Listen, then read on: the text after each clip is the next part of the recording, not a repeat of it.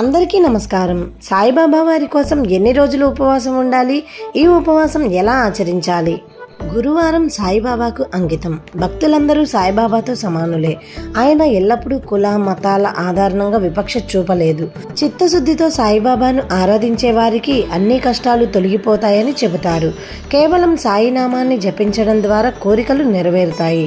కానీ గురువారం నాడు సాయిబాబా ఉపవాసాన్ని పాటించడం ద్వారా అతను తన భక్తులకు ప్రత్యేక అనుగ్రహాన్ని ప్రసాదిస్తాడు.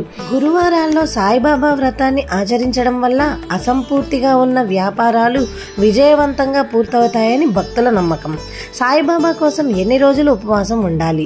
దీన్ని ఎలా చేయాలో ఇప్పుడు తెలుసుకుందాం. సాయిబాబా ఉపవాసం ఎలా జరుగుతుంది? సాయిబాబా ఉపవాసం నెలలో ఏ గురువారం నుంచి అయినా ప్రారంభించవచ్చు. పౌరాణిక విశ్వాసాల ప్రకారం 9వ గురువారం వరకు సాయిబాబా ఉపవాసం ఉండడం విశేష కోరికల నెరవేర్పుకు శ్రేయస్కరం. ఉపవాసం ప్రారంభించేటప్పుడు 5, 7, 9, 11 లేదా 21 గురువారాలు ఉపవాసం ఉంటానని దీక్ష తీసుకోండి. ఉపవాసం తర్వాత గురువారం ఉద్యాపన చేయండి.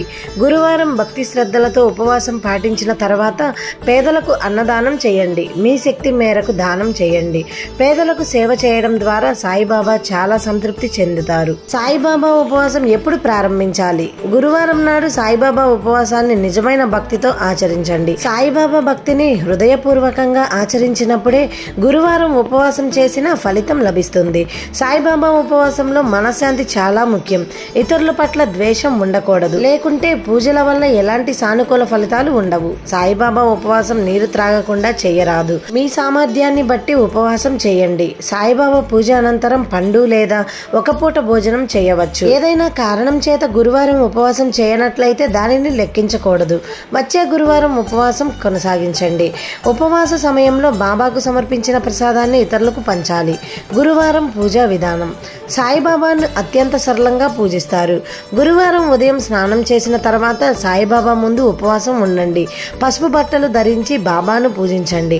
ఎందుకంటే సాయికి పసుపు రంగు చాలా ఇష్టం. పూజా స్థలంలో ఒక కలపపీటపై పసుపు వస్త్రాన్ని పరిచి దానిపై సాయిబాబా చిత్రం లేదా విగ్రహాన్ని ప్రతిష్ఠించండి. రోలి, బియ్యం, పసుపు, పువ్వులను బాబాకు సమర్పించండి.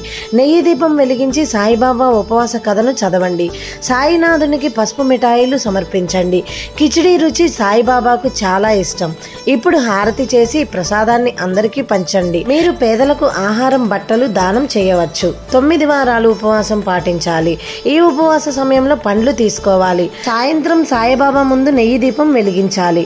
ఉపవాస సమయంలో స్త్రీలకు ఋతుక్రమ సమస్యలు వచ్చినట్లయితే 2వ గురువారం ఉపవాసం చేయవచ్చు.